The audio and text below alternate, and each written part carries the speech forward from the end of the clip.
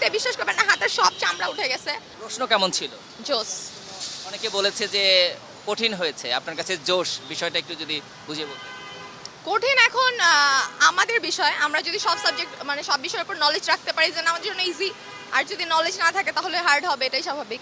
এর মানে কি আপনার ভালো প্রিপারেশন ছিল? জি আলহামদুলিল্লাহ, আমি যতটুকু পড়েছি আমার কমন পড়েছে। রেজাল্ট কেমন আশা করছেন? আশা করছি কি সেটা জানি না, যেটা হবে সেটাই আলহামদুলিল্লাহ। প্রত্যাশা নাই কোনো? আমি প্রত্যাশা করি না কোনো কিছু নিয়ে, যেটা হবে just go with the flow.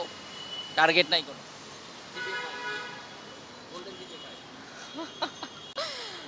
Maybe yes,